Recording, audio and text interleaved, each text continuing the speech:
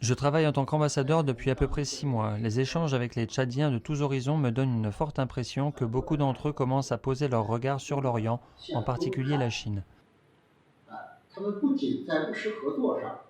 Leurs attentes vis-à-vis de la coopération pragmatique et leur désir d'apprendre les bonnes pratiques de développement chinois sont élevés, puisqu'ils ont vu de leurs propres yeux les changements profonds qu'a connus la Chine ces dernières dizaines d'années.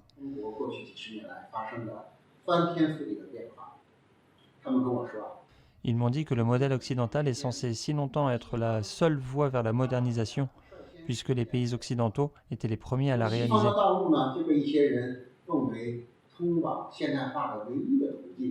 Aux yeux de beaucoup, pour être parmi les pays modernes, les pays en développement ne font que suivre la voie de développement occidental.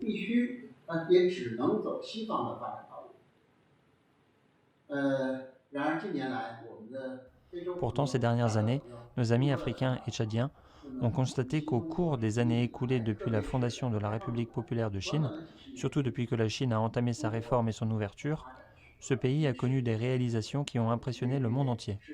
La Chine est maintenant la deuxième plus grande économie du monde, le plus grand pays industriel, le plus grand pays en termes de commerce de biens possédant le plus de réserves de change. Elle est un moteur de la croissance économique mondiale. La Chine a réalisé un développement que les pays occidentaux ont parcouru durant des centaines d'années et a créé les deux miracles que sont le développement économique rapide et la stabilité constante de la société.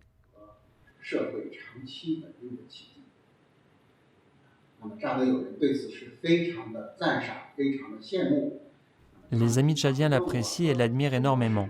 Ils m'ont souvent demandé comment la Chine a réalisé le développement économique rapide et la stabilité constante de la société. Ce que je leur ai expliqué à maintes reprises, c'est la modernisation, une conception que le secrétaire général du comité central du Parti communiste chinois Xi Jinping a soulignée dans le rapport soumis au 20e congrès national du PCC.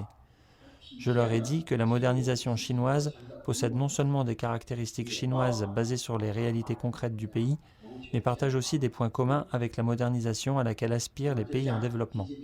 Monsieur Xi a souligné 5 caractéristiques de la modernisation chinoise. Premièrement, la Chine a une population très importante. Deuxièmement, la Chine s'efforce de parvenir à une prospérité commune du peuple tout en évitant une polarisation sociale. Troisièmement, la Chine s'applique à garder l'équilibre entre la civilisation matérielle et spirituelle en vue d'assurer une grande richesse à la fois matérielle et spirituelle.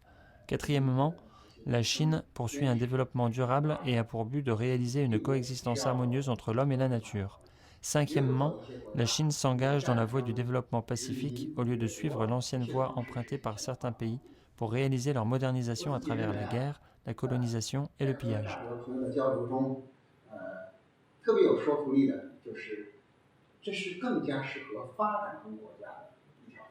À mon avis, ce modèle de développement correspond mieux aux réalités nationales des pays en développement parce qu'il permet de maximiser sur le plan économique leurs avantages de second entrant et de la diversité sur le plan culturel, tout en transformant efficacement leurs ressources de bonne qualité en une force motrice d'un développement rapide pour que ces pays puissent atteindre leurs objectifs d'être indépendants et prospères.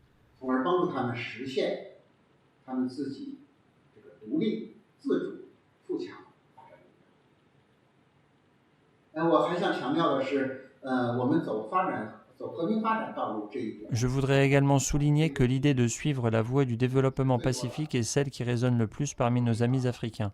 Il faut savoir que les Africains s'engagent depuis longtemps à combattre le colonialisme occidental.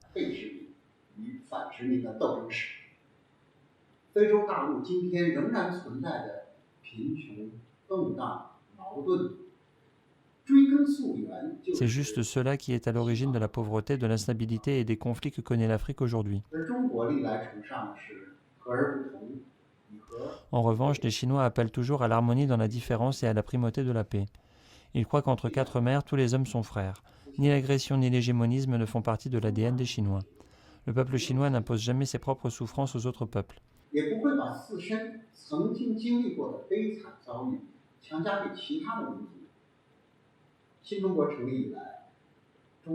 Depuis la fondation, la Chine n'a jamais déclenché une guerre d'agression ou un conflit.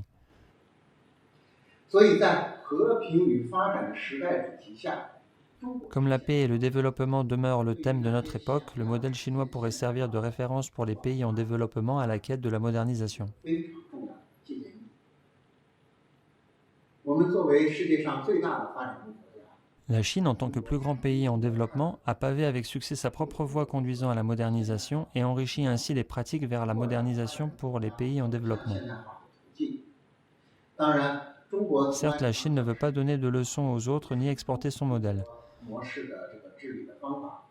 我们要做的呢，就是按照习近平总书记提出的 Ce qu'elle a à faire, c'est échanger avec d'autres pays en développement des pratiques utiles pour se moderniser et les soutenir dans la recherche d'une voie qui leur est appropriée, tout en suivant l'idée de la communauté d'avenir partagée pour l'humanité proposée par le président Xi 积 Jinping. 极探索适合自己的发展道路。我相信，只要遵 J'ai la 循 conviction qu'en observant les règles de la modernisation, en reconnaissant ces réalités concrètes et en poursuivant une bonne voie, les pays en développement, y compris le Tchad, vont réaliser une modernisation avec ses propres caractéristiques. 有本国特色的